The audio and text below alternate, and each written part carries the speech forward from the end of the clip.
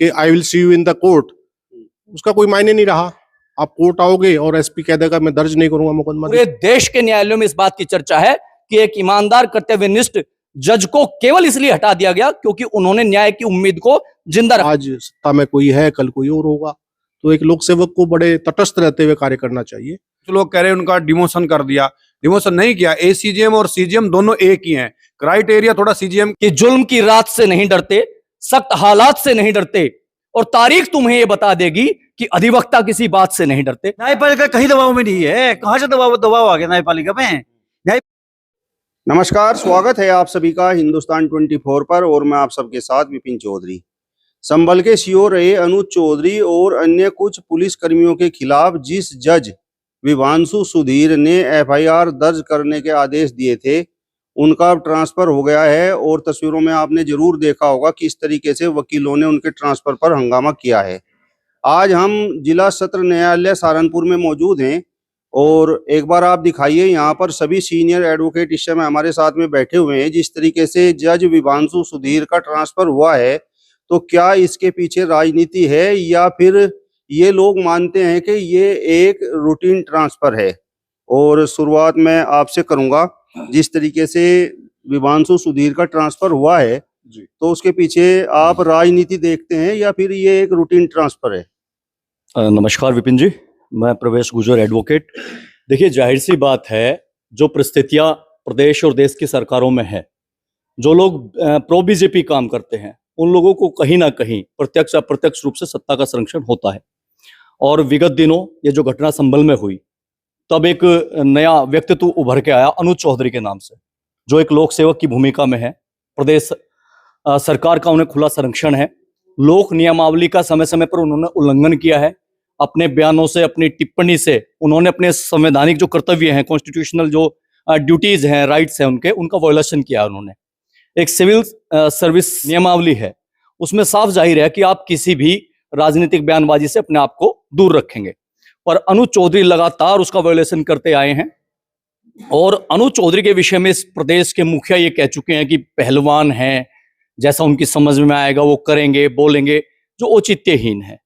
तो जाहिर सी बात है, ये जो हमारे विभांशु सुधीर जी हैं, सीजीएम साहब जो संभल के हैं, ये तकरीबन 12 साल में 8 ट्रांसफर झेल चुके हैं, जो अपने आप में इनकी सत्यनिष्ठा, इनकी ईमानदारी, इनकी सरलता, सहजता का परिचायक है।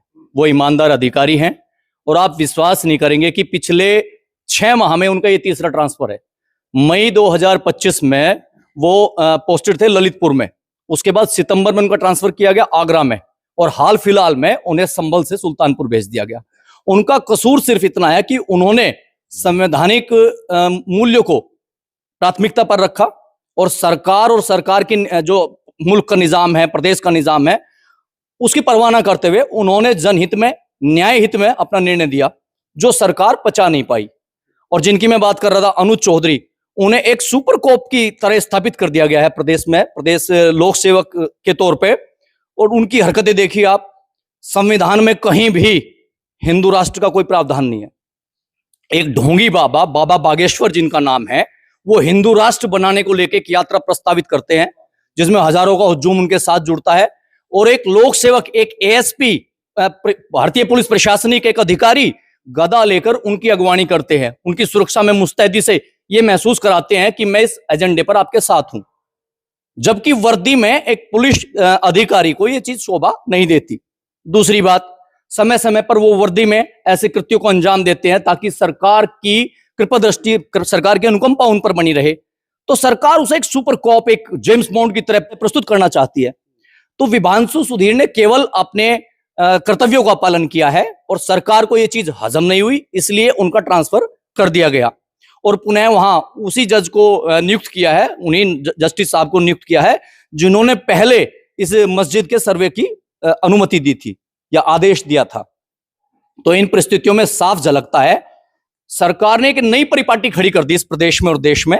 जो भी आईएएस, आईपीएस या जुडिशरी का कोई जस्टिस सरकार के लोक लुभावन फैसले देगा, सरकार कहीं ना कहीं उसका संरक्षण भी करेगी और उसे कहीं ना कहीं मलाईदार पद भी आवंटित करेगी। आप देख सकते हैं, पहले जस्टिस साहब थे हमारे रंजन गोगोई साहब, उन्हें बीजेपी ने मदद की और राज्यसभा तक भेज दिया। आप ताज्जुब मानोगे, हमारे chief justice of India, ex chief justice of India D Y Chandrachud साहब, वो गणेश पूजन का कार्यक्रम रखते हैं, प्रधानमंत्री मोदी शिरकत करते हैं। आप ताज्जुब मानोगे, हमारे chief justice of India Suryakant ji Chandauli में न्यायालय के शिलान्यास की स्थापना समारोह में मुख्यमंत्री की मौजूदगी में प्रदेश सरकार और उसके मुखिया की तारीफ कर रहे हैं। तो जुडिशरी एक ऐसा अंग है इस लोकतंत्र का जिसकी निष्पक्षता, न्यायप्रियता, विश्वसनीयता देश का एक मजबूत स्तंभ है। पर कहीं ना कहीं आज कुछ लोग जो हैं प्रो बीजेपी, प्रो सरकार होके इसकी छवि को धूमिल करने में संलिप्त हैं। सुप्रीम कोर्ट मौन है इस ज्यादती पर, हाई कोर्ट मौन है इस ज्यादती पर, तमाम सेशन न्यायालय मौन है। बोला कौन? केवल अधिवक्ता। और अधिवक्ताओं ने साबित किया है कि हम न्याय निष्ठा, ईमानदारी को खत्म नहीं होने देंगे, कि जुल्म की रात से नहीं डरते, सख्त हालात से नहीं डरते, और तारीख तुम्हें यह बता देगी कि अधिवक्ता किसी बात से नहीं डरते। तो वकीलों की एकता है। आप देख सकते हैं संभल परिसर में बड़ी गूंज है इस समय कि योगी जब जब डरता है पुलिस को आगे करता है। संभल के न्यायालय परिसर में गूंज है इस समय कि गुंडागर्दी और तानाशाही नहीं चलेगी, सीजीएम विभांशु सुधीर को वापस लाया जाए। जब एक अध्यापक ट्रांसफर होता है या उसका रिटायरमेंट होता है और यदि उस विद्यालय के छात्र भावुक होकर, छात्र छात्राएं अपनी संवेदना व्यक्त करें, तो जाहिर सी बात है उस अध्यापक के कार्यकाल पर, उसके आचरण पर, उसकी सत्यनिष्ठा पर प्रश्न चिन्ह नहीं लगाया जा सकता। और सेम यही स्थिति संभल के न्यायालय में देखने को मिलेगी। पूरे देश के न्यायालयों में इस बात की चर्चा है कि एक ईमानदार, कर्तव्यनिष्ठ जज को केवल इसलिए हटा दिया गया क्योंकि उन्होंने न्याय की उम्मीद को जिंदा रखने का प्रयास किया था। सीओ अनुज चौधरी ने जिस तरीके से गदा उठाई जी, तो वो तो हनुमान जी के भक्त हैं और पहलवान रहे हैं जी, तो उससे क्या दिक्कत है? देखिए, वर्दी इस देश में एक विश्वास का प्रतीक है। और ये जो देश है 140 करोड़ की आबादी में हिंदू भी है, मुस्लिम भी है, सिख भी है, ईसाई भी है। अगर कोई किसी धर्म विशेष की प्रतीकात्मक कोई धर्म ध्वजा, कोई गदा, कोई त्रिशूल, कोई भाला, कोई तलवार लेके एक लोक सेवक सड़कों पर उतरेगा, हजारों के हुजूम के साथ नेतृत्व करेगा, अगुवाई करेगा, तो ये कहीं ना कहीं औचित्यहीन है। अनुज चौधरी बतौर पहलवान, बतौर एक देश के नागरिक, बतौर एक युवा कहीं भी बिना वर्दी के, बिना ड्यूटी के ये कृत्य कर सकते हैं। पर ऑन ड्यूटी वर्दी में जहां वो एक विश्वास के प्रतीक है, सुरक्षा की भाव एक झलकती है, पुलिस से आमजन की अपेक्षा ये रहती है कि हमारी सुरक्षा में है, और वो धर्म विशेष, तो ये कहीं ना कहीं संविधान की जो प्रस्तावना है धर्मनिरपेक्ष गणराज्य, उसका भी खंडन करता है। तो मैं इसका बिल्कुल समर्थन नहीं करता। और ऐसा आपको मैं ध्यान दिलाऊं कि 2020 में दिल्ली दंगों में भी ऐसा ही हुआ था। जस्टिस थे हाई कोर्ट के, दिल्ली हाई कोर्ट के मुरलीधर जी ने भाजपा नेता कपिल मिश्रा और अनुराग ठाकुर जी के खिलाफ सख्त टिप्पणी कर दी थी कि देश की राजधानी को दंगों की आग में ना झोंके। हेट स्पीच को लेके रात में 12 बजे उनका ट्रांसफर का नोटिफिकेशन आ गया था। तो ये तो इस भाजपा सरकार का इतिहास साक्षी है कि जब जब इनकी अनचाही हुई है तो इन्होंने उस अधिकारी को प्रताड़ित किया है। वो पीड़ित व्यक्ति है तो उसका ट्रांसफर कर दिया जाता है। और ये सरकार इसीलिए जानी जाती है कि इनके लाडलो, इनके चहेते अधिकारियों को आउट ऑफ टर्न प्रमोशन मिलता है, और जो इनकी आंख की क्रिकरी बनते हैं अधिकारी, चाहे वो आईएएस हो, आईपीएस हो, जस्टिस हो, वो आउट ऑफ टर्न ट्रांसफर पाते हैं। और ये जीता जागता प्रमाण है कि पिछले 9 महीने में ये तीसरा ट्रांसफर है विभांशु सुधीर जी का। क्या अनुज चौधरी जनता के नौकर नहीं है, जिस तरीके से प्रवेश जी ने कहा कि बस वो एक भाजपा के कार्यकर्ता बनकर रह गए हैं? विपिन जी, प्रवेश जी ने जो बताया है बिल्कुल सही कहा है कि अनुज चौधरी एक लोक सेवक हैं, जनता के सेवक हैं। इस तरह का उन्हें ये जो प्रदर्शन करते हैं ये उनको बिल्कुल शोभा नहीं देता है। विभांशु सुधीर जी का जिस तरीके से ट्रांसफर हुआ है, आप क्या मानते हैं? क्या इसके पीछे राजनीति है या ये रूटीन ट्रांसफर आप मानते हैं? देखिए, इतनी जल्दी ट्रांसफर होना कोई रूटीन प्रक्रिया मैं नहीं मानता होगा। ये बिल्कुल राजनीति है, राजनीतिक तौर पे इनका ट्रांसफर किया गया है जो बिल्कुल ही अनुचित है। मतलब इसके पीछे वजह ये है कि जिस तरीके से उन्होंने संभल के सीओ रहे अनुज चौधरी और कुछ अन्य पुलिसकर्मियों के खिलाफ एफआईआर दर्ज करने के आदेश दे दिए थे, तो उससे कहीं ना कहीं सरकार नाराज हो गई। ये जो अनुज चौधरी है, अभी आपको बताया भाई साहब ने, ये सरकार के चहेते हैं और चाहत के बल पर ये आज ये ओहदे पर पहुंचे हैं। सरकार नहीं चाहती है कि इनको जो है किसी प्रकार की कोई दिक्कत हो। इसी भावनाओं को देखते हुए उन्होंने ये जो हमारे सीजीएम रहे हैं संभल के, इनका ट्रांसफर किया है राजनीति के तहत। आपको क्या लगता है सर, क्या ये ट्रांसफर रूटीन ट्रांसफर है या फिर इसके पीछे राजनीति है?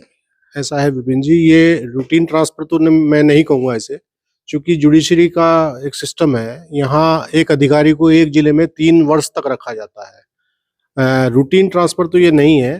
और न्यायपालिका, कार्यपालिका और व्यवस्थापिका, ये 3 अंग हैं हमारे जो सारा सिस्टम है हमारा।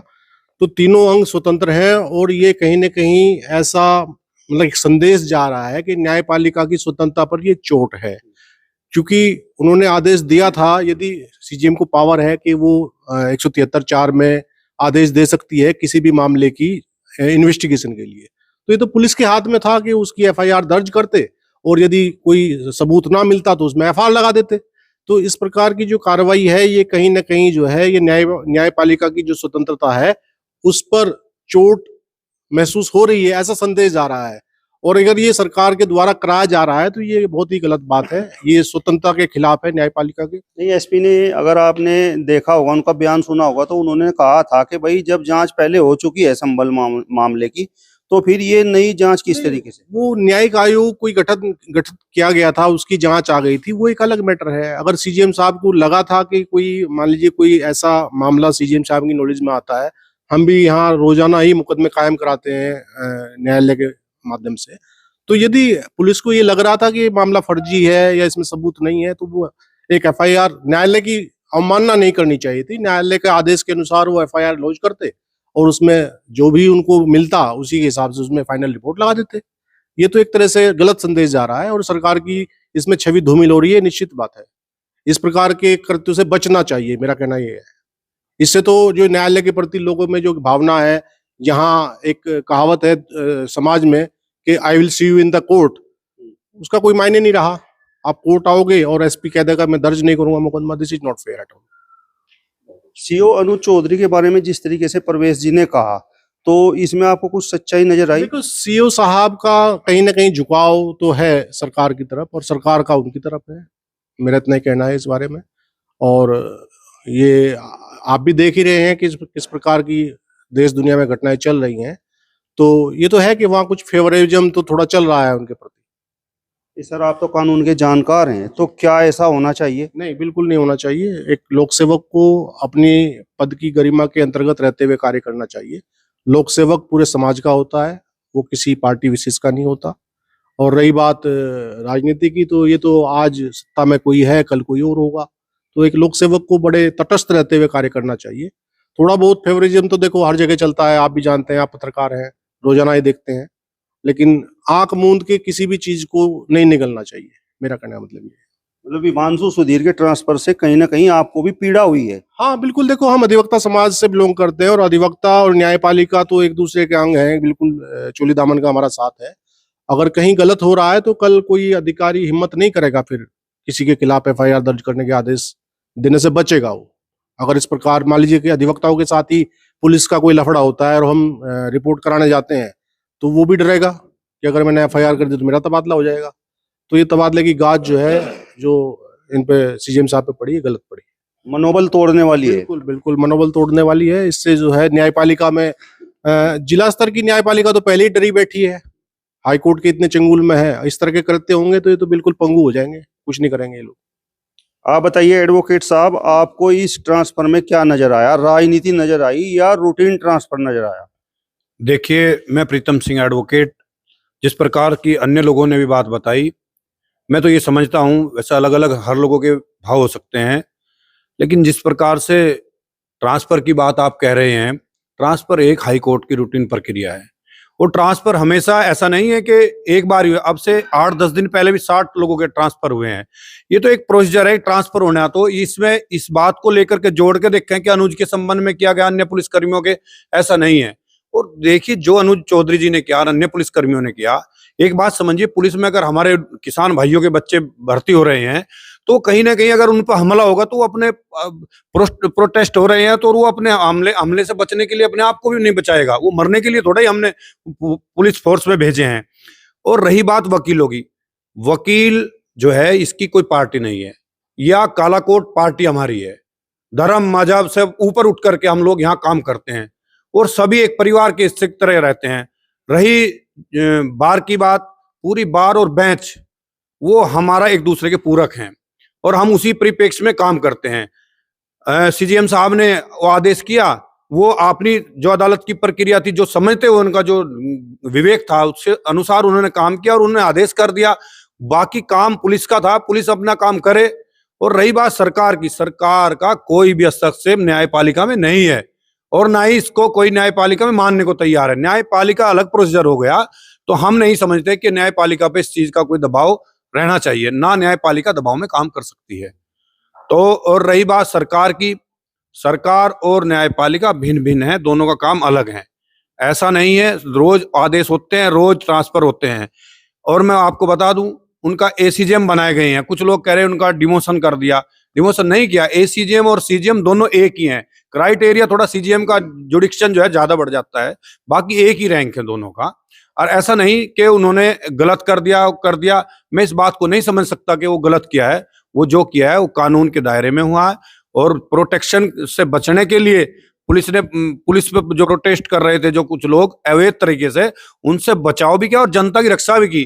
तो मैं तो समझता हूँ कि अच्छा काम किया। और कोर्ट का इस बात से जोड़ देना ये गलत है। ना यहाँ कोई पार्टी है, ना कुछ पार्टी, सत्ता आती जाती रहती हैं। आज भाजपा है, कल कोई और थी।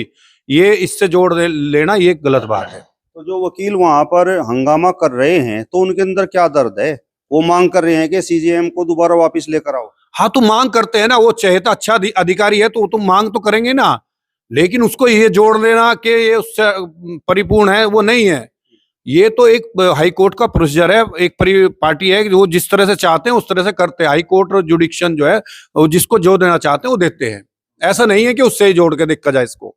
नहीं, परवेश जी ने तो कहीं आपके सामने उदाहरण रखे हैं ना इस तरीके के। अगर जो है किसी अधिकारी ने सरकार के खिलाफ जाकर कोई अपना आदेश दिया है तो उसका ट्रांसफर हुआ है या उसका डिमोशन हुआ है? नहीं, ऐसा नहीं है, कहीं ऐसा नहीं है। न्यायपालिका जिस दिन सरकार के आदेश से चलने लगी तो उस समय न्याय खत्म हो जाएगा।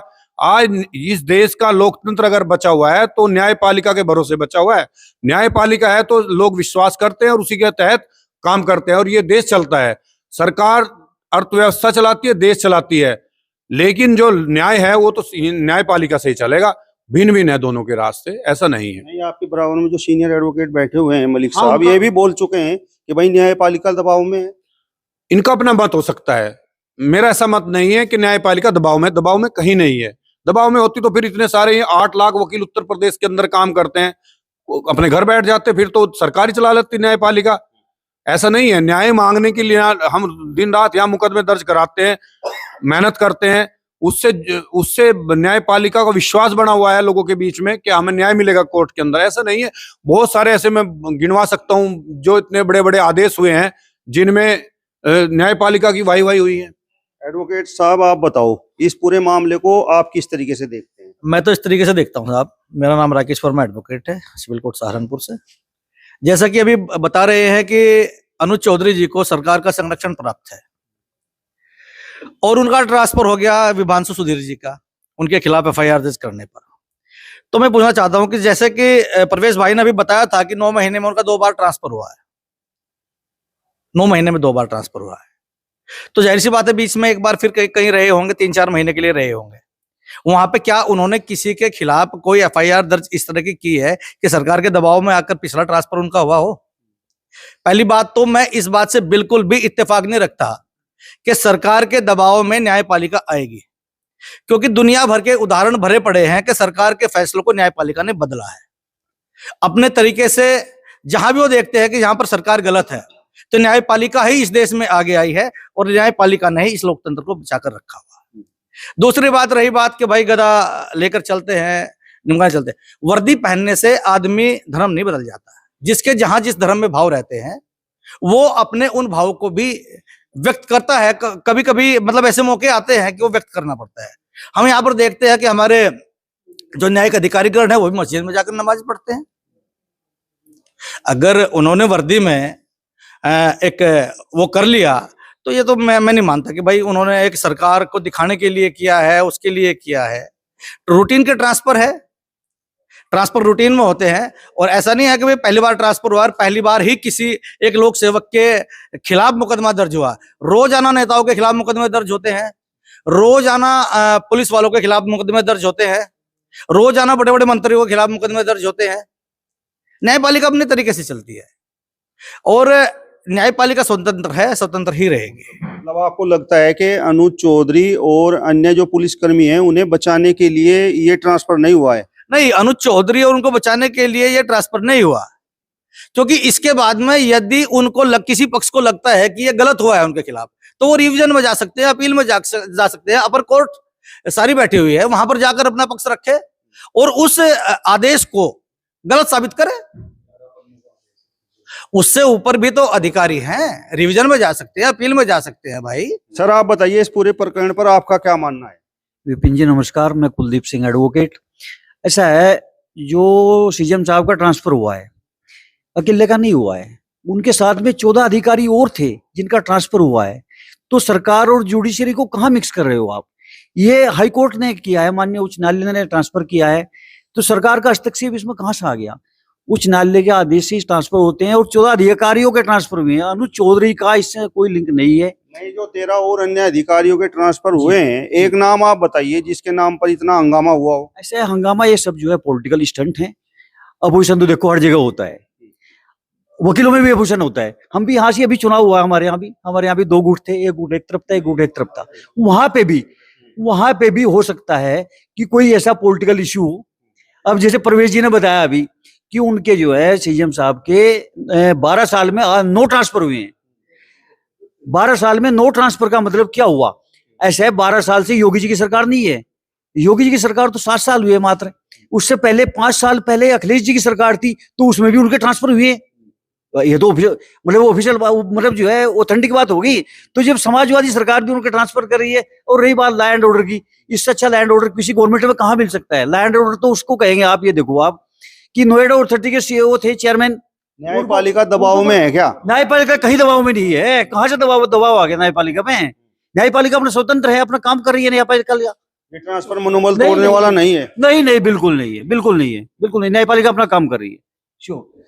ये जो सीनियर एडवोकेट आपके इस तरफ बैठे हुए हैं, सबका मानना यह है कि न्यायपालिका किसी भी तरीके से दबाव में काम नहीं कर रही है, जबकि आपने आरोप ये लगाया कि भाई न्यायपालिका इस समय दबाव में काम कर रही है। इस देश में अनगिनत उदाहरण ऐसे हैं जहां जहां न्यायपालिका ने, अदालतों ने, जस्टिस ने सरकार के अगेंस्ट ऑर्डर पास किए हैं, वहीं वहीं उनका या तो स्थानांतरण कर दिया गया या उन्हें किसी ना किसी तौर पर मानसिक रूप से प्रताड़ित किया गया। और ऐसे दुनिया भर के उदाहरण हमारे पास हैं। इसीलिए इस देश में एक नई परिपाटी चली है, जो मैंने आपसे बताया कि जितने भी वरिष्ठ अधिकारी हैं, चाहे वो आईएएस हों, आईपीएस हों, तमाम लोग इस चीज को मान चुके हैं कि जो सरकार की सेवा भावना से सेवा करेगा, भले ही कर्तव्यों का निर्वहन हो ना हो, सरकार का मनचाहा अधिकारी बनेगा, लोकप्रिय अधिकारी, लाडला अधिकारी बनेगा, उसे बाद में रिटायरमेंट के बाद भी कुछ ना कुछ ऑब्लिगेशन जरूर मिलेगा। और हमारे सामने जीते जागते दुनिया भर के अनगिनत प्रमाण हैं। न जाने कितने आईएएस और आईपीएस रिटायर होने के बाद भाजपा से टिकट लेके आज सदनों में हैं। न जाने कितने जुडिशरी के चीफ जस्टिस हाई कोर्ट के, सुप्रीम कोर्ट के सदनों को सुशोभित कर रहे हैं, केवल दया से, अनुकंपा से, वो भी भाजपा की। बस ये रिकॉर्ड आपके पास बस भाजपा का है, ना आपके पास सपा का है, ना बसपा का है। वर्तमान में हम बात करेंगे भाजपा की। पिछले 10 सालों में ये परिपाटी आई है। मैं आपको, अगर बसपा का हो, सपा का हो, आप मुझे बताइए। जस्टिस अब्दुल कदीर थे, आंध्र प्रदेश के राज्यपाल बनाए गए थे। अरुण मिश्रा थे, शेखर यादव थे। मेरे पास एक लंबी फेरिस्त ऐसे चीफ जस्टिस की है जिन्होंने भाजपा को ओबलाइज किया और भाजपा ने उन्हें ओबलाइज किया।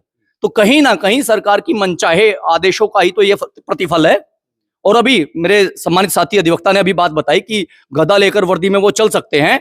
एक ट्रैफिक इंस्पेक्टर थे अभी, और किसी जुलूस में उनके हाथ में एक ध्वजा थी जिसपे संविधान के रचयिता, हमारे सम्मानित श्रद्धेय बाबा साहब भीमराव अंबेडकर जी का फोटो था।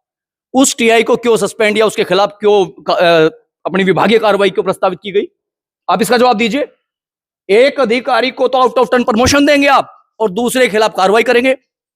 और मेरे ध्यान नहीं है उस अधिकारी का नाम, उस प्रदेश का नाम, कि वो टीआई थे, ट्रैफिक इंस्पेक्टर थे, या तो उनको लाइन हाजिर किया गया या उनके खिलाफ सस्पेंशन की कार्रवाई की गई। अंबेडकर का ध्वजा लेके एक जुलूस में आगे थे, उनके खिलाफ कार्रवाई की गई थी। मैं उनका पक्ष नहीं ले रहा हूं। मैं ये कहना चाहता हूं कि एक ही कानून में 2 कार्रवाई औचित्यहीन है। मतलब आपके हिसाब से जो हिंदू है वो अपने धर्म का प्रचार वर्दी में कर सकता है, लेकिन अगर कोई मुस्लिम है तो वो अपने धर्म का प्रचार नहीं कर सकता। हिंदू से अभिप्राय नहीं है। हिंदू में भी वो अधिकारी जो सरकार का चाहता हो, प्रदेश के निजाम को अच्छा लगता हो, जो इस मुल्क के हुक्मरान को अच्छा लगता हो, जो उनकी मनचाही बात करता हो, जो उनको सरकार चलाने में मदद करता हो, जो अपने कर्तव्यों का अवहेलना करने के बाद भी सरकार की नीतियों का क्रियान्वयन करता हो उनके मुताबिक, वो इनका चहेता, इनका लाडला अधिकारी, मैं उसकी बात कर रहा हूं, केवल इसमें धर्म का विषय ही नहीं है। ये जो कह रहे हैं ऐसा कुछ नहीं है। आप बहुत सारे उदाहरण उठाकर देख सकते हैं। न्यायपालिका ने उन बड़े बड़े राजनेताओं को जेल में ठूसा जो भ्रष्टाचार में, बलात्कार में या अन्य गंभीर आरोपों में रहे थे। वो न्यायपालिका ही है जिन्होंने सबक सिखाने का काम किया। इसलिए न्यायपालिका पे प्रश्न चिन्ह लगाना ये हमारे लिए दुर्भाग्य की बात है। लोकतंत्र की सीधी सीधी हत्या है। इसलिए ये कहना गलत है कि न्यायपालिका और प्रशासन और सरकार का कोई आपस में गठजोड़ होता है। चलिए, तो फिलहाल इस वीडियो में बस इतना ही। अगली वीडियो में फिर आपसे मुलाकात होगी। तब तक बने रहिए हिंदुस्तान 24 के साथ। नमस्कार।